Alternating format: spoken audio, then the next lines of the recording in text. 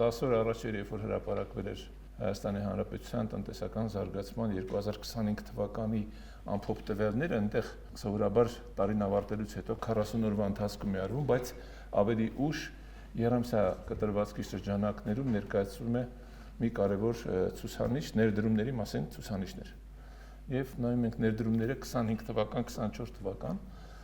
կա ընդհանուր ներդրումներ եւ ուղղակի ներդրումներ, պարզվում է, որ 24 թվականի համեմատ աճել է, իսկ ուղղակի ներդրումները մոտ 3 անգամ են աճել։ Սա կարևորագույն ցուցանիշ է, որովհետեւ ցանկացած երկրի տնտեսական քաղաքականության, ընդհանրապես քաղաքականության հիմնական նպատակն է երկիրը ավելի գրավիչ դարձնելը։ Երկիրը ավելի գրավիչ դարձնելու համար պետք է պայմաններ ստեղծել, որպեսզի երկրում գումարներ կան, այսինքն ներդրումներ արվեն։ Եվ պատահական չի, որ 25-24 թվականի համեմատ այսպիսի ցուցանիշներ են։ Եթե դուք վերցնեք նախորդ տարիների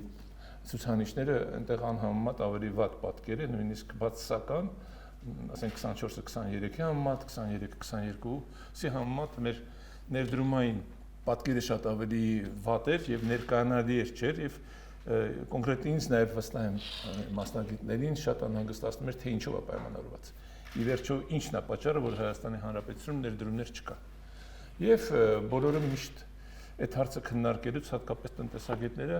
մոռանում են հայտնի Ադամ Սմիթի այն միտքը, որ ներդրումներին էր ուղղված, ինչը հարկավոր ներդրումների համար 3 բնորոշում էր տալիս, հարկավոր է խաղաղություն, ցածր հարկեր, խելացի օրենքներ կամ օրենսդրություն։ Հիմա երբ որ մենք նայում ենք Հայաստանի Հանրապետության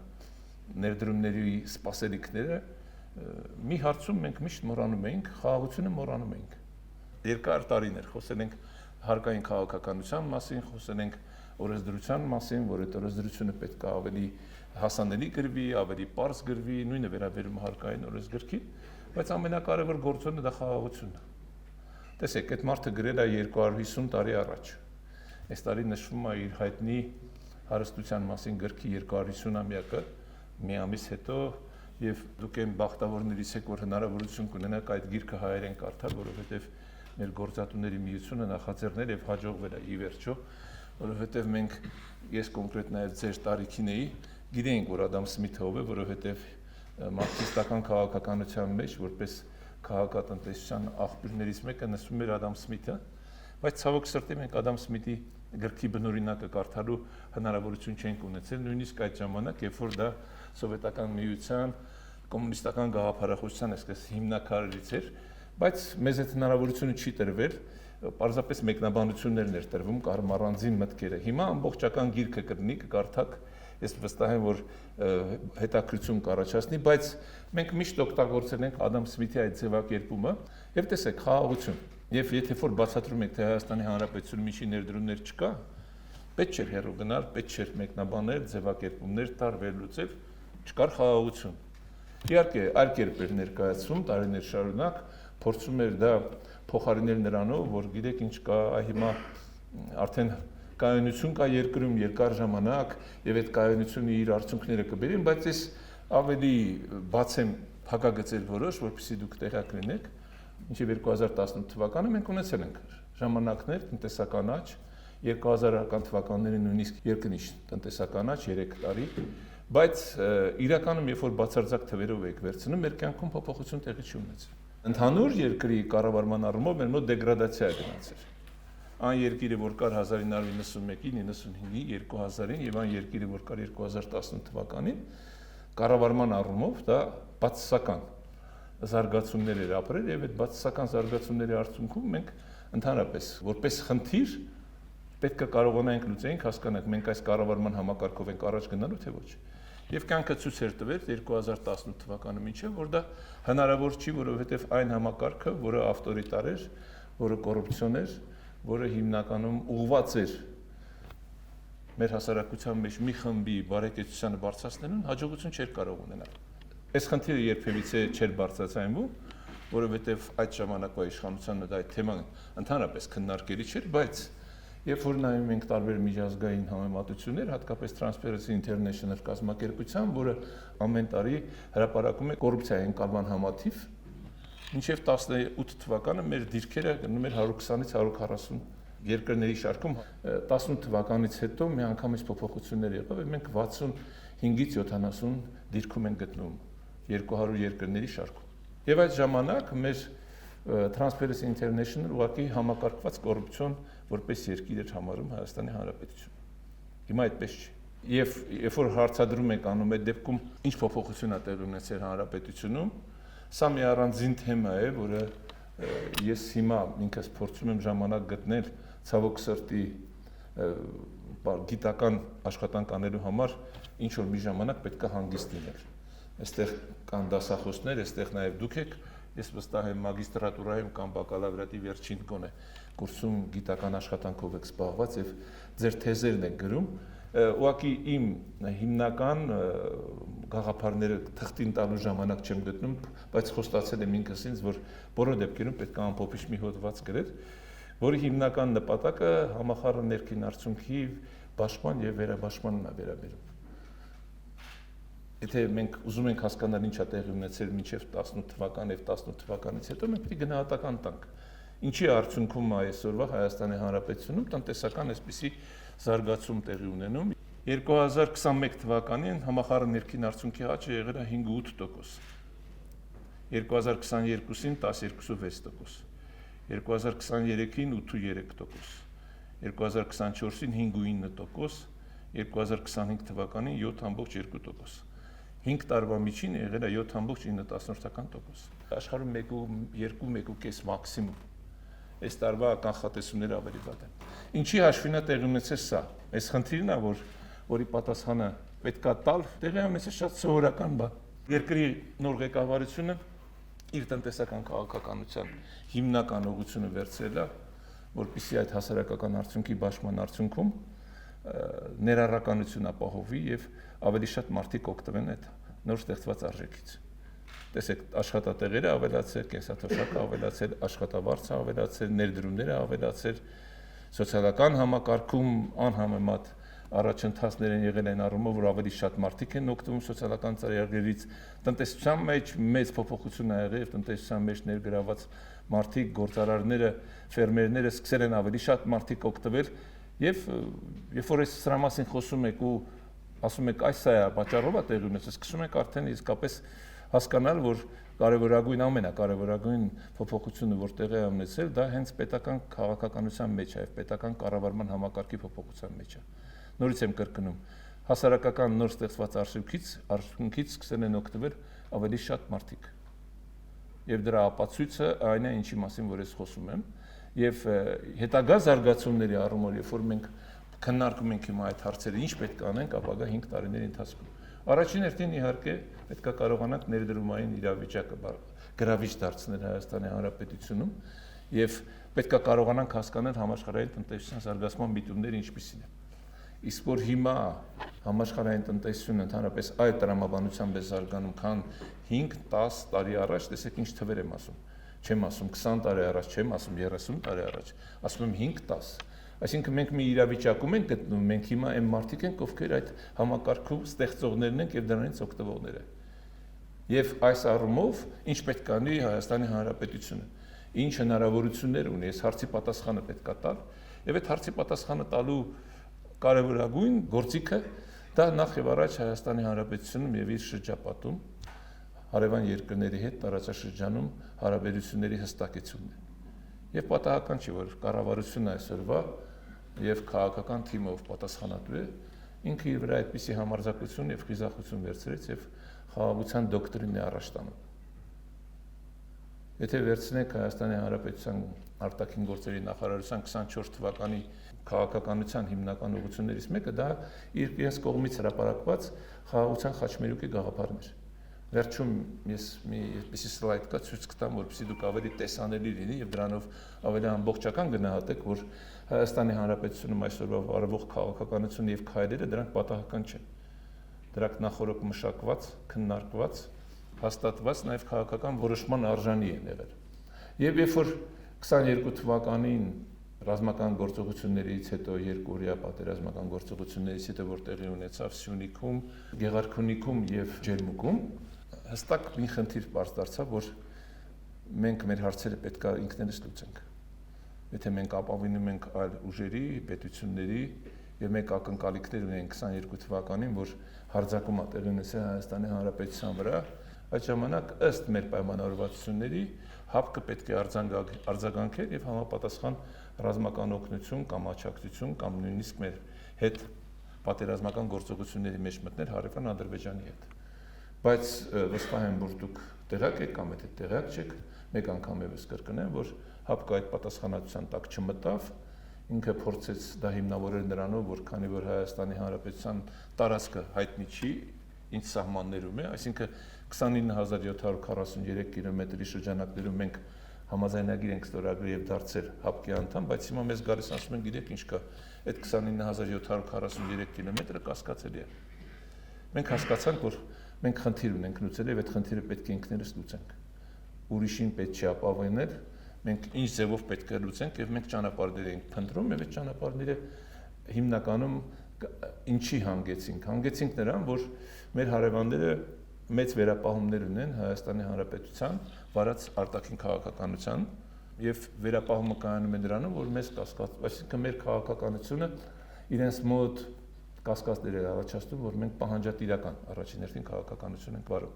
Եվ պատահական չէր, որ 22 թվականի նոյեմբերին Պրահայում առաջին անգամ հրապարակավ արդեն պաշտոնական Հայաստանի Հանրապետության վարչապետը հայտնեց, որ Հայաստանի Հանրապետությունը տարածքային պահանջներ չունի, Հայաստանի Հանրապետության տարածքը 29743 կիլոմետր է, եւ մենք այդ շրջանակներում պատրաստ ենք Ադրբեջանի հետ բանակցություններ վարել, ինչպես նաեւ տարածաշրջանի երկրների ներկայանալի դառնալ։ Եվ իհարկե դա երկար ճանապարհ անցավ ներքայրերի հաջորդականությունը եւ տարբեր բանակցություններ հեշտ չէր համոզել, հեշտ չէր նաեւ համոզվել, որ իրականում մեր հարևաններ տարածքային պահանջներ մեր նկատմամբ չունի եւ որտեվ իրականում մենք քաղաքականությունը որ վարում էր Ադրբեջանը, որի արդյունքում նաեւ 200 մի քիչ ավել քառակուսի կիլոմետր մինչեւ հիմա գտնվում է իրենց տնօրինության տակ, կարող է նոր ցանկություններ չառաջանան, առավել ևս որ ռազմաքաղաքական առումով կարող էր այդպեսին լինել, Ադրբեջանի ցանկությունները ավելի մեծանային տարածվեին, բայց Հայաստանի Հանրապետության վարած քաղաքականության արդյունքում մենք եկանք մի այնպիսի իրավիճակի, որ արդեն 2025 թվականին հայտարարեցինք եւ Ադրբեջանը եւ Հայաստանը, որ բանակցությունները, որոնք տեղի ունենում այդ տարիների ընթացքում, մոտ 3 տարվա ընթացքում ավարտվեն են եւ բանակցությունների ընթացքում շատ հարցեր քննարկվել համաձայնության են եկել որոշ հարցեր, որոնք այդ պահին լուծումներ չունեն, դրանք օրակարգից հանվել են հետագայում քննարկելու նպատակով եւ մենք կարողացանք պատրաստել ստորագրման, այնտեղ երկու վերապահում հիմնականում կար, մեկը վերաբերում էր ԵԱԿ-ի Մինսկի խմբի լուծարմանը եւ երկրորդը վերաբերում էր Հայաստանի Հանրապետության սահմանադրության անկախության հռչակագրի հայտնի մասին եւ մենք հիմա հայտնվել ենք մի այնպիսի իրավիճակում, որտեղ կարողանում ենք Ադրբեջանի հետ բանակցել, խոսել, կարողանում ենք նաեւ Ադրբեջանի հետ առևտուր անել, մենք հույս ունենք, որ այդ համագործակցությունը կընդլայնվի, առաջին իհարկե արձագանքը այսպես մեր արվող քայլերի մենք ստացանք Ամերիկայի Միացյալ Նահանգներից մինչև օգոստոսի 8-ը իհարկե մինչև հանդիպումը Վաշինգտոնյան էլի գործընթացներ էին տեղի ունեցել, որին չի կարելի չանդրադառնալ, որովհետև չթվա թե միանգամից հենց տրիպը մեջտեղ եկավ կամ այս գաղափարը մեջտեղ եկավ։ Իհարկե այն ձևով ինչ որ ներկայացվեց եւ այն ձևով ինչ որ ստացանք, դա մի յուրահատուկություն էր, որովհետև մենք չենք կարող, ասենք նախորդող հունվար ամսին կամ դրանից առաջ պատկերացնել, որ այս տարբերակը կարող է աշխատել, որտեղ բանակցությունները, որոնք տեղի ունենում Ադրբեջանի հետ, հիմնականում ինչին էին ուղղված, առաջին հերթին ապաշրջափակում, ճանապարհների բացում եւ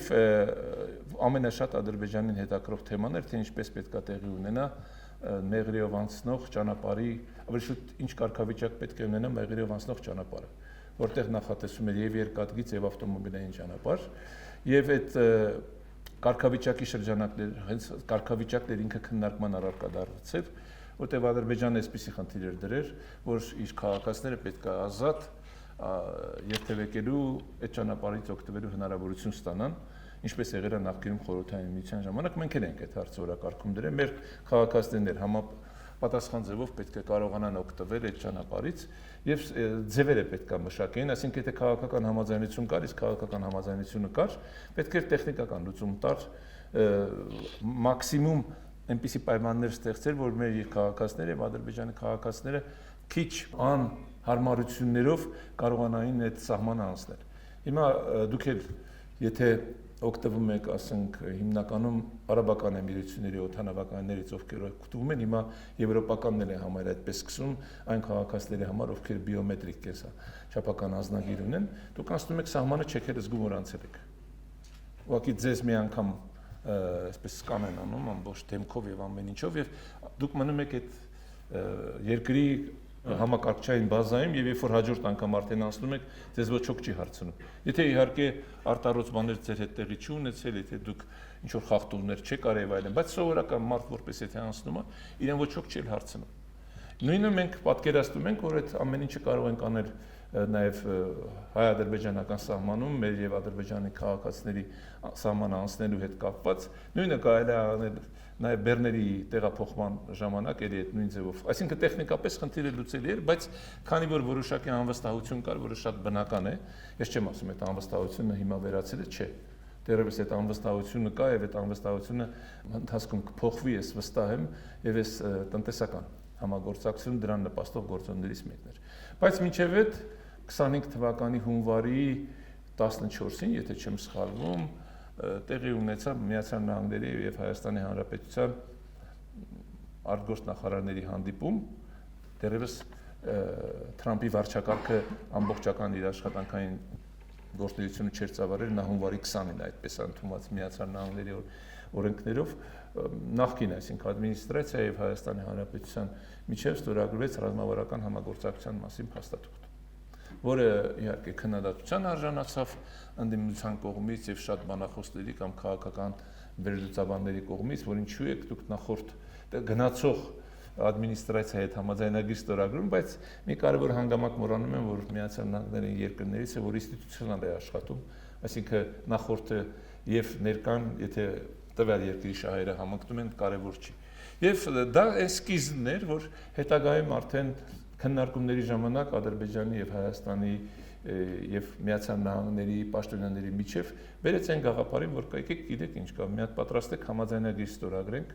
որի շրջանակներում առաջ խաղաղություն ենք հաստատում եւ ստանձնում ենք պարտավորություն, որ այդ խաղաղությունը հարատև է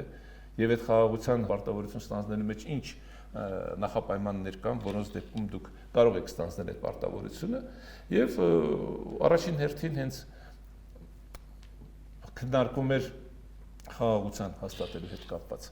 խնդիրը մենք ինչ ձևով կարող ենք փաստաթուղթ ստորագրել, որ խաղաղության կբերի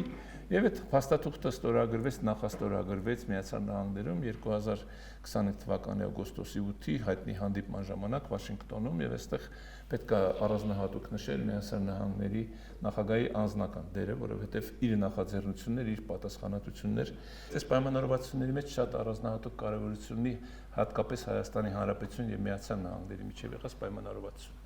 որի արդյունքում մենք առաջին հերթին պայմանավորվեցինք, որ Մեղրի ճանապարհը, որը Հայաստանի Հանրապետության 42 կիլոմետր երկաթգիծը պետք է վերականգնի, այդ երկաթգիծը նախկինում գործել էր Խորհրդային Միության ժամանակ,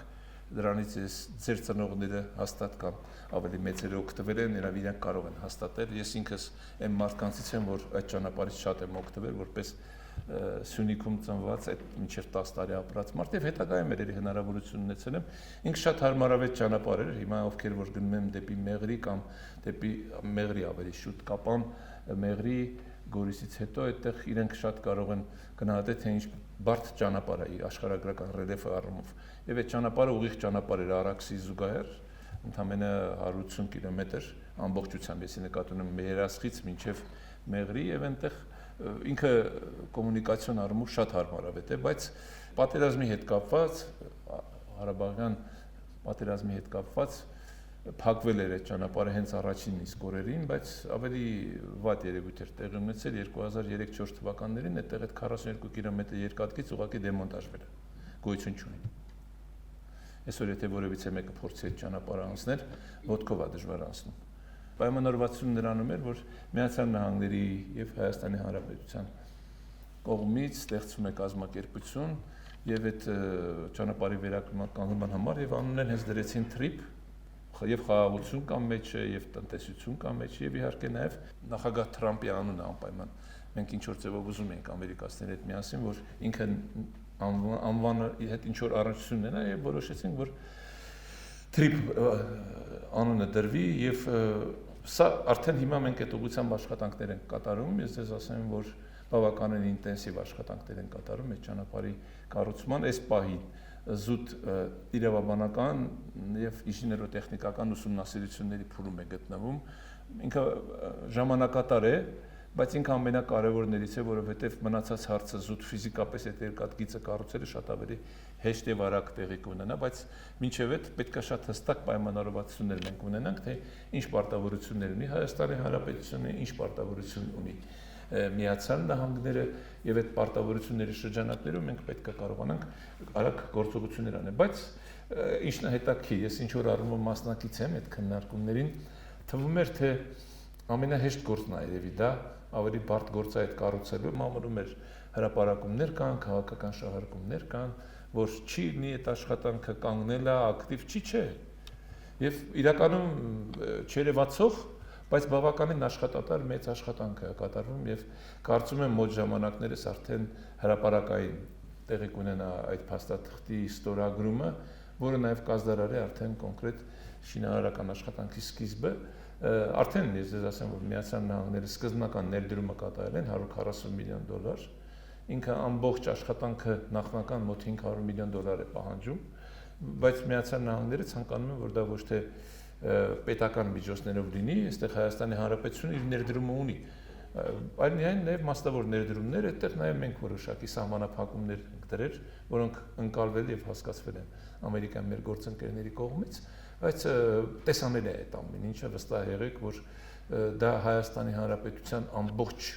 զարգացման փիլիսոփայությունը փոխելու է։ Վստահ եղեք դրանում, մի կասկածեք, այն փակուղային վիճակում, որ մենք գտնվել ենք 30 տարի, երբ որ մեզ ասում են, որ նույնիսկ այս վիճակում մենք զարգացում կունենանք, որը բացառվում է, ուղղակի անհնար է։ Ես իմ խոսքի սկզբում ձեզ ասացի, որ զարգացում չի եղել, մենք ուղղակի տեղում դոփում է եղել։ Այն թվերներ, որ մի քիչ աճել են, դա ուղղակի ընդհանուր միտումն է եղել համաշխարհային, այդպես է պետք է լիներ։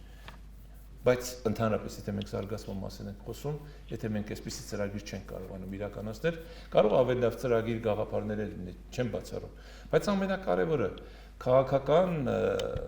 տեքստ պետք է լիներ եւ քաղաքական որոշում, որ մենք մեր հարևանների հետ պատրաստում ենք խաղաղ համագործակցության։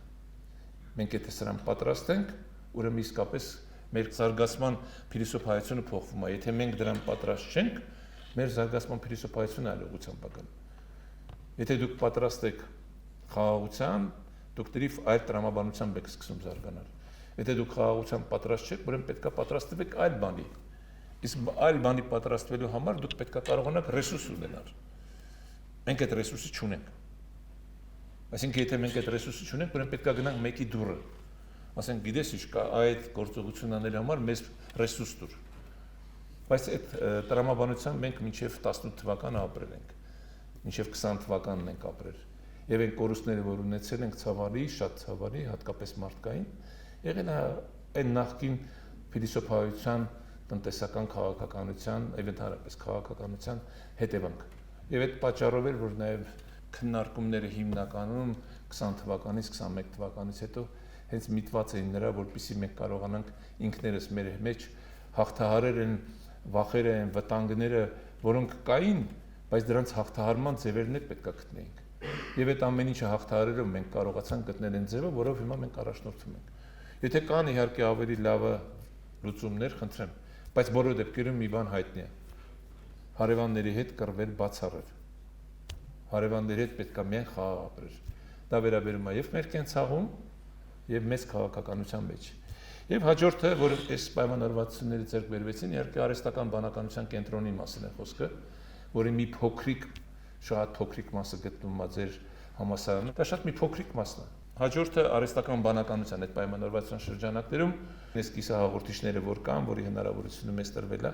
եւ տեսեք արդեն թվերի մասին, որ խոսում ենք, վերջին թիվը որ հրապարակվեց ուրբաթօրն է, երբ որ անդրադարձ եղավ, արդեն կառավարությունը համաձայնագրի ստորագրեց Firebird ընկերության հետ եւ այդ համաձայնագրի շրջանակներում 25 միլիոն ներդրում պետք է կատարվի 5 տարվա ընթացքում, որով մենք պարտավորվում ենք գնել են արտադրանքը, որը կարտադրի այդ գործարանը, որտեվ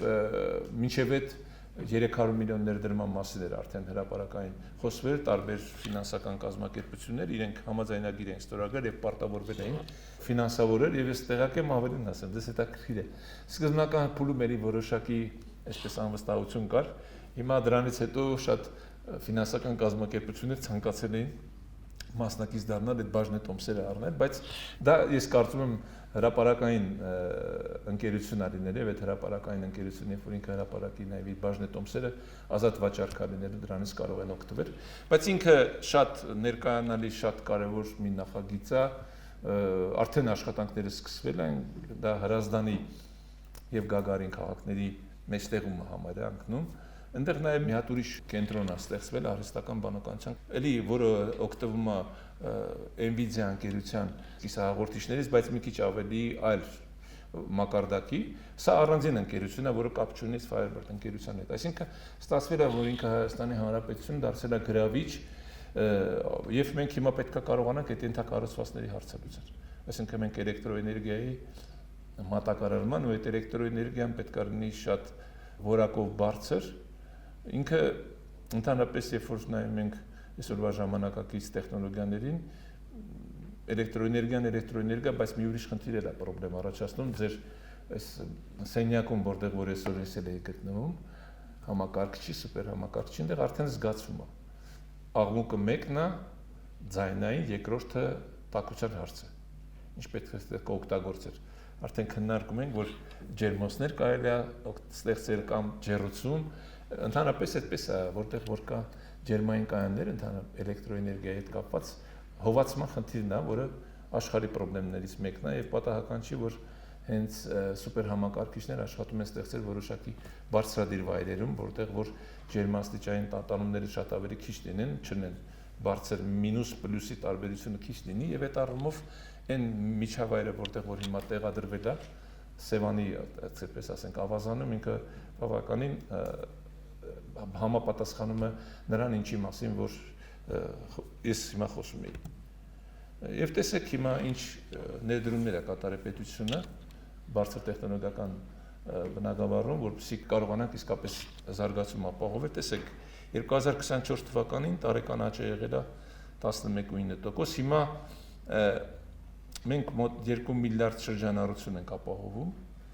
այստեղ շատ պայմանական է, որտեղ 2 կա, 2.5 միլիարդ, բայց մենք մի քիչ ավելի այսպես պահպանողական սցենարին ենք ներկայացնում ձեզ, եւ եթե դուք վերցնեք նախորդ տարիները, ասենք 25-24-ն է, եթե 22-21-20-ի համեմատություն վերցնեք, ընդհանրապես անգամներով ավելի պակաս է։ Այս ամեն ինչը տեղի է ունեցել կառավարության հետևողական քաղաքականության, այդ քաղաքականությունը սկսել է 2012 թվականներին, երբ որ կառավարությանների հատուկ որոշում կար, որ այն ընկերությունները, ովքեր զբաղվում են IT բնագավառում, իրենք ազատվում են շահութահարկից եւ եկամտահարկի 50%-ն են վճարում։ Այսինքն այդպիսի արտոնություններ տրվել է։ Հիմա այդ արտոնությունների առումով կան, բայց իրենք ավելի միտված են կոնկրետ աշխատանքները, այսինքն այն ընկերությունները, ովքեր իրենց ներդրումները կկատարեն գիտահետազոտական աշխատանքների մեջ եւ դրա հետ կապված նաեւ աշխատատեղեր կստեղծեն, ստանում են համապատասխան արտոնություններ։ Բայց պատկերը սա է, որը որ էլի վստահ եմ, որ տպավորիչ է, 283 միլիոն 2018 թվականին հիմա հասել է 283, 181, 360 միլիոնից հասել է 2 միլիարդ ավեր։ Սա է բնագավառի ներդրման ծավալներն է, որը ինքը բերում է նաև որակյական փոփոխությունների, առանց սրա զարգացում չի լինի։ Եվ հիմա պարզա որ կառավարությունը այս ուղղությամբ էլ ինքը շարունակել է իր աշխատանքները կատարել։ Եվ շատ կարևոր է երեք հետաքրքրի ձեզ, թե էներգետիկայի բնագավառում մեր հաջողությունները կամ վիճակը ինչպիսին է։ Մի հետաքրքիր միտում կա, որը ցավոք սրտի հիմա տեխնիկական խնդիրներ է առաջացնում, արևային էներգիայի զարգացումն է, որ շատ տպավորիչ է էլի, եւ տեսեք մենք հիմա ունենք արևային էներգիայի պոտենցիալ, որ 2 ատոմակայանից ավել է։ Մեր ատոմակայանի զրույցությունը 408 մեգավատ, բայց արդեն մենք արևային ունենք 1000 մեգավատ։ եւ այստեղ խնդիրը առաջացել շատ կարեւոր է, որովհետեւ մենք կարողանանք այդ արևային էներգիան օգտագործենք անհրաժեշտ կուտակիչներ։ Հիմա արդեն 2 շաբաթ առաջ այդ խնդրին անդրադարձել է կառավարությունը համապատասխան որոշում ընդունել եւ ասեմ ձեզ նաեւ ես երեք կարդացի նրա մասին, որ այդ ընկերությունը հենց Firebird-ը կամ Nvidia-ն իրենք են առաջարկում։ Իրենք առաջարկում են կուտակիչներ։ Բերել ինքը իհարկե այս պահին դեռևս ծախսատար է, մի քիչ ավելի թանկ է, բայց ես հիշում եմ, երբ որ արևային էներգետիկայով զբաղվում էին, այդ ժամանակ այդ արևային պանելների գնի այնպեսի բարձր էին, որ դրանք մեր էներգետիկ համակարգում օգտագործելը ձեռնտու չէ, որտեղ սակագինը անգամներով դի բարձրանար։ Բայց ընթացքում այնպեսի տեխնոլոգիական լուծումներ են գտել, որ հիմա շատ մատչելի է դարձել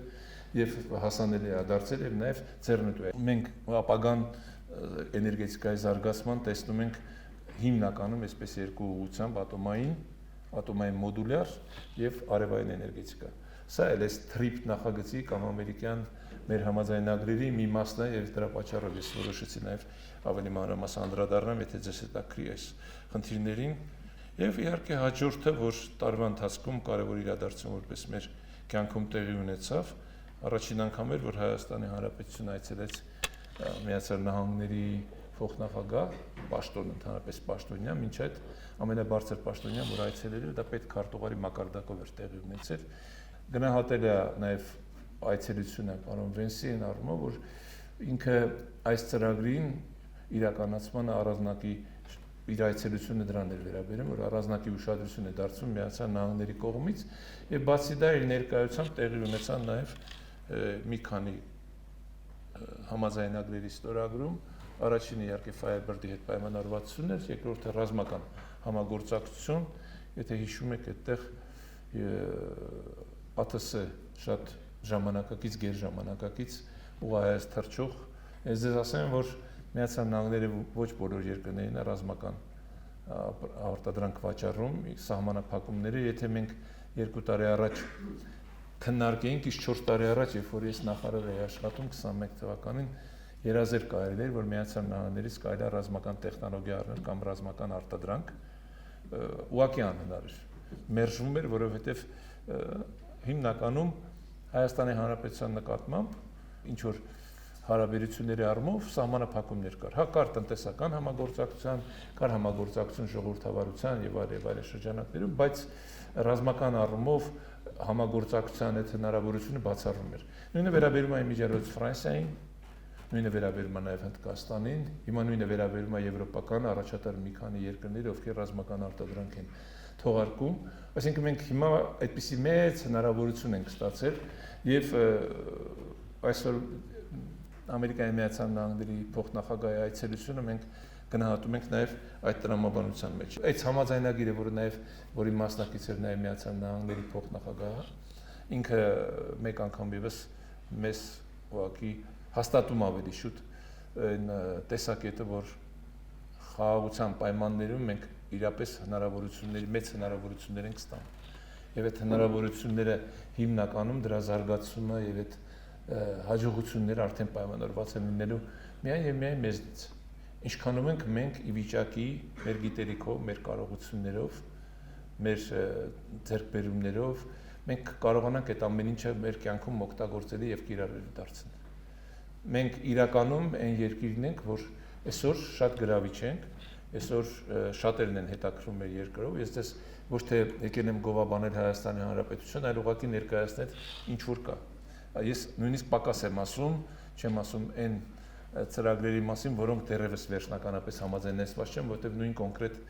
այս Nvidia-ի հետ պայմանավորվածությունները եւ Firebird-ի զարգացումները որ տանում են, տեսեք, ընդամենը փետրվար ամսին մենք խոսում ենք 500-ի մասին, չէ՞։ Հիմա ներդրումների մասին, հիմա արդեն խոսում ենք 4 միլիարդ։ Տեսեք ինչ թվեր եմ ասում։ Եվ նույն ատոմակայանի մասին եմ ասում։ Այսինքն այս զարգացումները այնքան արագ են տեղի ունենում, որ մենք պարտավոր ենք այդ ամեն ինչը օգտագործել եւ վստահ եղեք մի բանում։ Արդեն գամ ամենասկզբին, որ այն քաղաքականությունը, որ վարվում է երկրում, ներառական քաղաքականություն, այս ձևակերպումը տանք, որովհետեւ երևի ամենալավն է ներառականությունը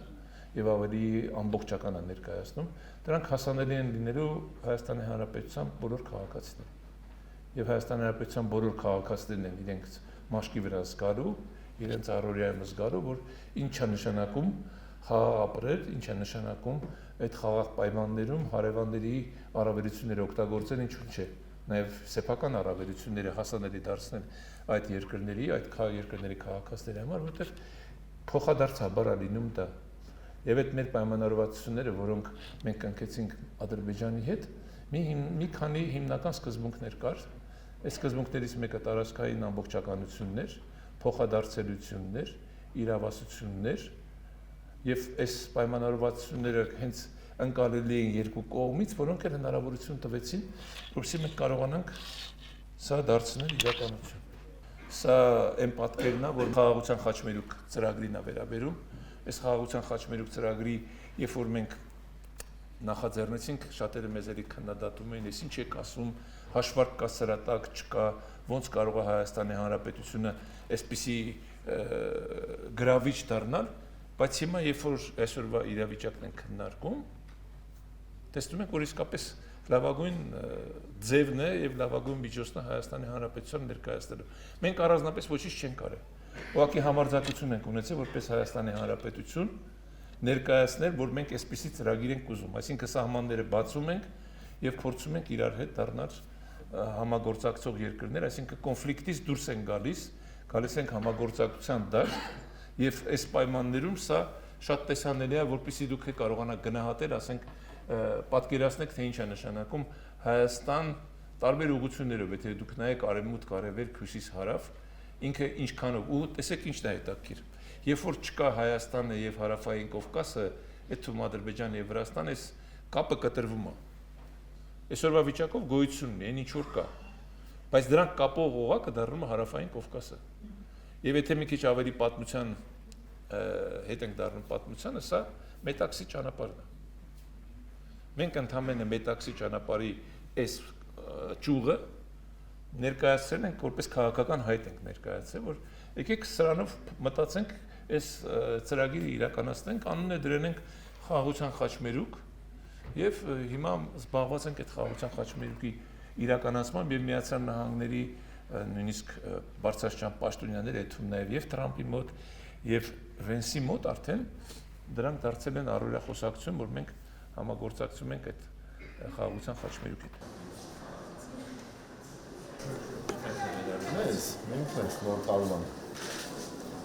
որ շատ է սիրել, եթե սաղում կանգնում է հետևում վերջ